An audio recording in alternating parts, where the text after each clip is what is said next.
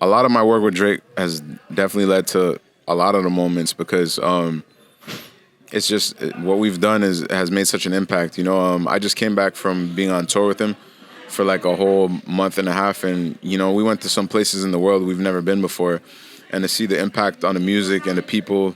I watched people in the crowd performing. I mean, not perform like performing the songs. Damn, they're in the crowd, singing the songs, crying.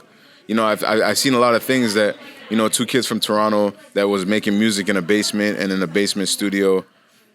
Fast forward 10, 15 years later, the whole world knows the music. So it's the greatest feeling ever. I feel like Drake kicked the door down for a lot of people, for especially in hip hop, R&B.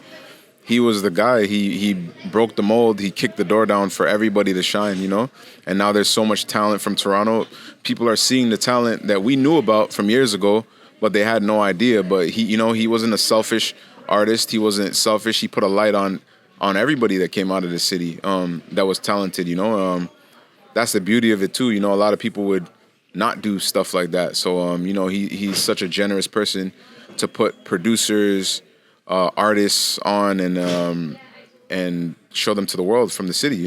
Reggae and dancehall influences my production style insanely because I actually didn't even listen to hip hop music or R&B before like maybe 1998.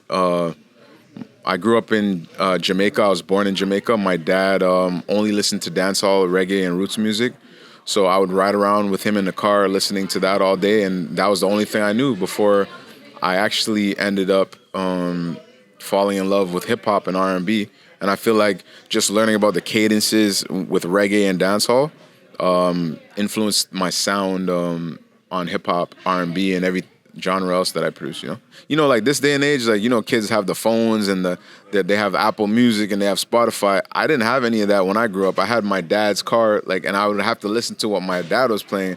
I didn't buy no music. I couldn't hear no music. I had to listen to what he was listening to. So he was a huge influence, and all that stuff. Like he would play all that stuff for me. And that's what I grew up listening to. Just what my dad was playing. From the next generation of artists, there's so many artists. I'll say this: like my daughter has put me on to like a lot of artists. I worked with Jack Harlow because she was playing his music. I never heard of his music. I told him this too. I never heard his music till she was playing it.